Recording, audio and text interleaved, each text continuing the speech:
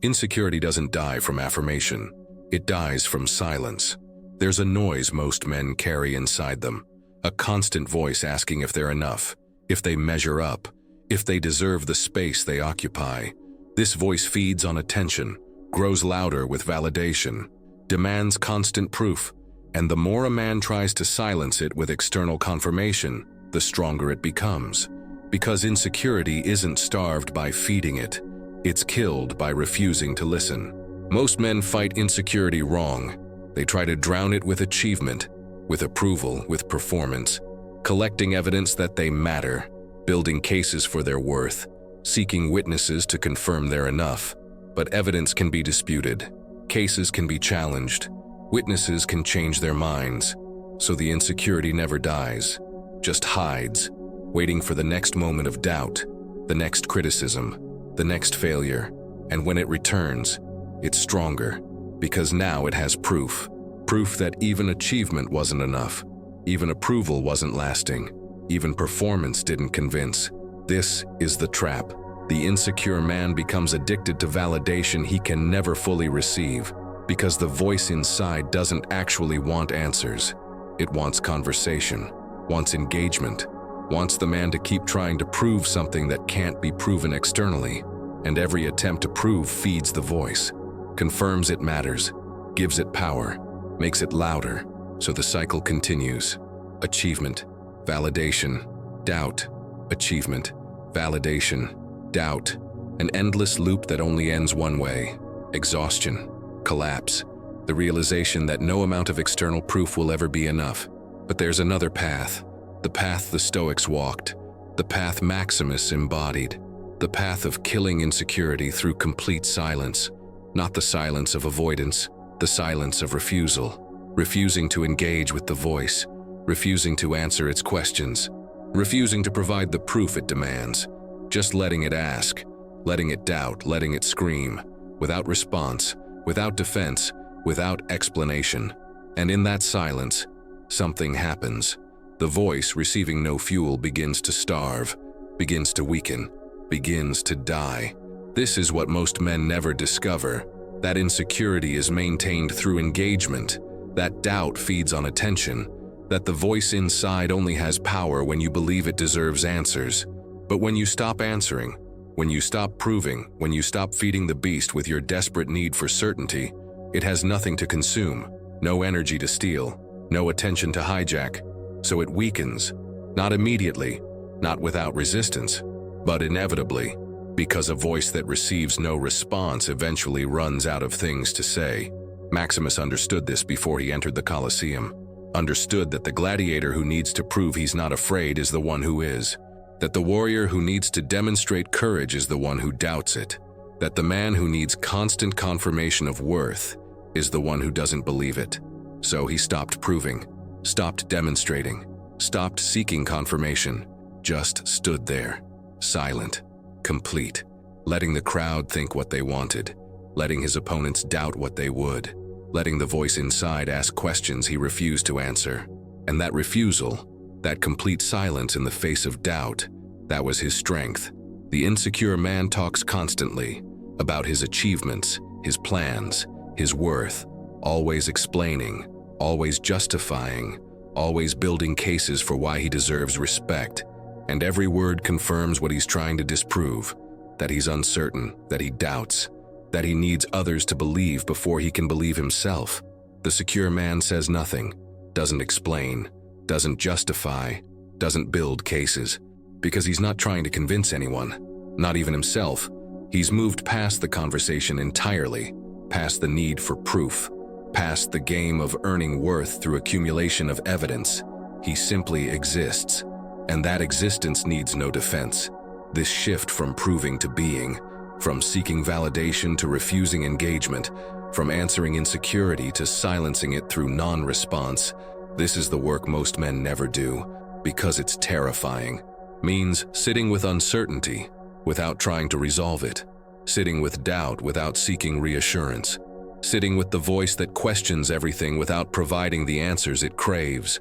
And most men can't handle that, can't handle the discomfort of unresolved questions, of doubts left unanswered, of insecurity acknowledged but not addressed.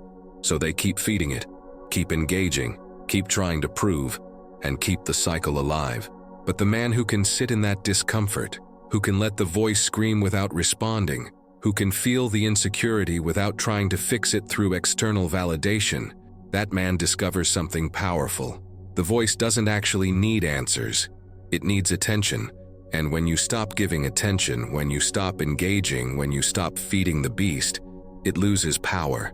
Not through defeat, through starvation, through the slow realization that its questions don't deserve responses, that its doubts don't require resolution, that its demands for proof won't be met. And without that engagement, without that fuel, it begins to die. This is killing insecurity in complete silence, not through affirmation, through refusal, not through building confidence, through refusing to participate in the confidence game, not through collecting evidence of worth, through refusing to accept that worth requires evidence.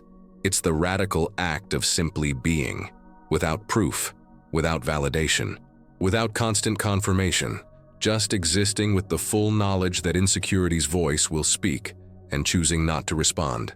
The Stoics called this inner citadel, the fortress inside yourself that external circumstances can't breach, where opinions don't penetrate, where doubt doesn't rule, where insecurity can't survive because it receives no sustenance. Marcus Aurelius built this citadel through years of practice, years of sitting with uncertainty without seeking resolution, years of feeling inadequate without trying to prove otherwise, years of letting the voice speak while maintaining complete silence in response. And eventually the voice grew quiet. Not because he convinced it, because he stopped feeding it. This is the path, not the path of self-help affirmations, the path of refusal, not building confidence through positive thinking, killing insecurity through non-engagement, not collecting evidence of worth, refusing to accept that worth requires evidence. And this path is walked alone, in complete silence, without support, without validation, without anyone confirming you're doing it right. Because the moment you seek confirmation that you're correctly not seeking confirmation, you've fed the voice again, given it attention, proven it still has power. So the silence must be complete, total, absolute. No engagement, no response, no fuel. Most men never make it past the first week. The voice gets louder when ignored, screams its questions, demands answers, insists that silence means surrender, that not proving means accepting inadequacy, that refusing to engage means the doubts must be true, and most men break. Answer the voice, seek validation, try to prove, and the cycle begins again. But the man who can sit through that storm, who can let the voice rage without responding, who can maintain silence even when insecurity screams, that man discovers the voice eventually exhausts itself, runs out of energy, finds no fuel, and begins to fade. This fading isn't immediate, isn't dramatic, isn't a sudden victory. It's gradual, almost imperceptible. One day you notice the voice is slightly quieter, still there, still asking, but with less force, less certainty, less power. Then days pass, weeks. The voice speaks less frequently. The questions come with less urgency. The demands for proof lose their insistence.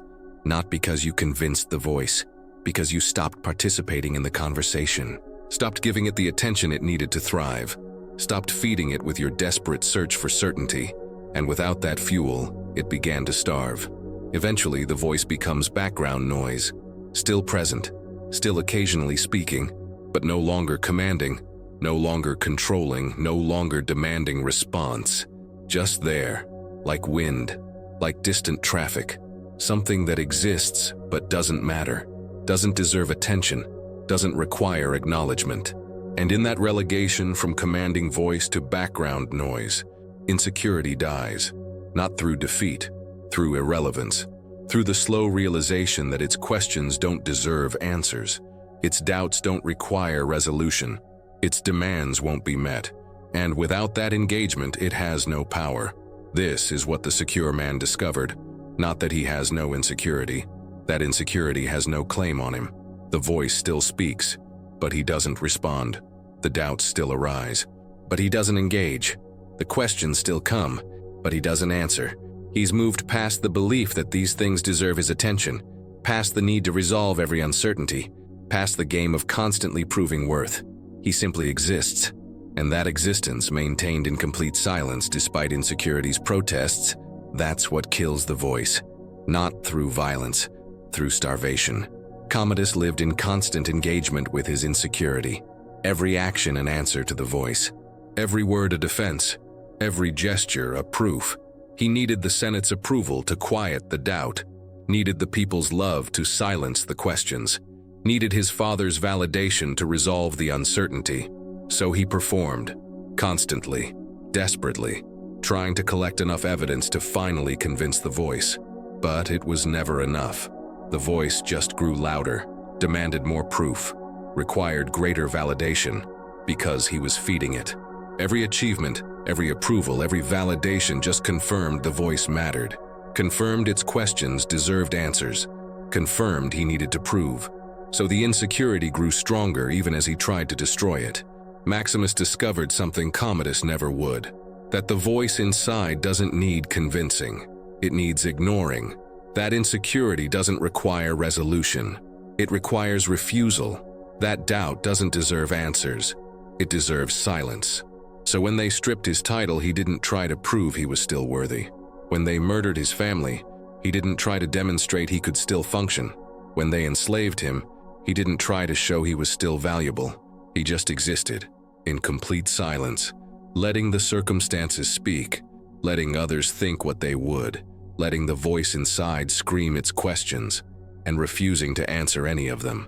And in that refusal, in that complete non-engagement with insecurity's demands, he killed it. Not through achievement, through silence. Not through validation, through refusal. Not through proving worth, through refusing to accept that worth requires proof. He became something insecurity couldn't touch, not because he had no doubts, because his doubts had no claim on him. They could speak, they could question, they could demand, but they received nothing. No attention, no energy, no response. Just silence, complete, total, absolute. And in that silence they starved. This is the work, not building confidence, refusing to participate in the confidence game, not collecting evidence of worth, refusing to accept that worth requires evidence, not proving you're enough, refusing to engage with the question entirely, just existing in complete silence. Despite the voice, despite the doubts, despite the constant demands for proof, existing anyway, without response, without defense, without explanation, and letting that silence maintained over time, over trials, over constant provocation, slowly kill the insecurity that feeds on engagement. The path starts with recognition that insecurity is a voice, not truth, not reality, not fact, just a voice. One that speaks but doesn't deserve response, one that questions but doesn't merit answers, one that demands but won't be satisfied. And recognizing this, really seeing it, changes everything. Because once you see insecurity as a voice rather than truth, you realize you have a choice. Engage or refuse, answer or maintain silence, feed or starve. And that choice, made consciously, repeatedly, relentlessly, that's what begins the killing. The first days are hardest. The voice, realizing it's being ignored, gets louder, screams its questions, insists on answers, threatens consequences if you don't prove, don't validate, don't seek confirmation, and every fiber wants to break, wants to engage, wants to provide the proof demanded, because silence feels like surrender, feels like accepting the doubt, feels like confirming the insecurity is right. But that's the voice's final trick, convincing you that not answering means agreeing, that silence means acceptance, that refusing to prove means admitting inadequacy. It's a lie. Silence means nothing, except refusal to participate. So you sit with it. Sit with the screaming. Sit with the doubt. Sit with the insecurity raging because it's being starved. And you maintain silence. Not passive silence. Active refusal. Not avoidance. Confrontation through non-engagement. Not running from the voice. Standing in front of it while refusing to respond. And this This active maintenance of silence in the face of insecurity's loudest protests, this is where most men break, where they return to proving, return to seeking validation, return to feeding the voice, because the discomfort of not responding feels worse than the exhaustion of constantly proving. But it's temporary. The discomfort is temporary. The exhaustion is permanent. Push through that first week, that first storm of insecurity screaming because it's being ignored. Maintain the silence despite every instinct to break it, to answer, to prove, to seek confirmation. Just sit in complete silence, letting the voice rage, letting the doubt spiral, letting the questions pile up unanswered. And slowly, imperceptibly, something shifts. The voice gets tired. The screaming becomes less frequent. The demands lose urgency, not because you convinced it, because you refuse to participate. And without participation, without engagement, without fuel, it begins to weaken. This weakening isn't victory, it's starvation. The voice doesn't surrender. It fades, doesn't admit defeat. It exhausts itself, doesn't go quiet by choice. It runs out of energy because you stopped providing fuel. And this distinction matters, because if you're waiting for the voice to admit you're right, to acknowledge you're enough, to confirm your worth, you'll wait forever. The voice doesn't do that. It just fades, becomes quieter, speaks less, demands less, until one day you realize you haven't heard it in hours, then days, then longer. Not because it's gone, because it's irrelevant. And that irrelevance, that relegation of insecurity from commanding voice to background noise, that's the goal. Not eliminating doubt, making it irrelevant. Not destroying insecurity, making it powerless. Not convincing the voice, making it irrelevant whether it's convinced or not.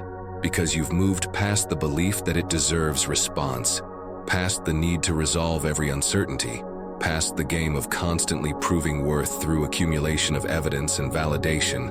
You simply exist, and that existence needs no defense. The world will test this, will provoke the voice. We'll create situations designed to make insecurity scream. Failures, criticisms, rejections, all natural triggers for doubt. And the voice will speak, will question, will demand you prove it wrong. And every time you'll face the choice, engage or refuse, answer or maintain silence, feed or starve.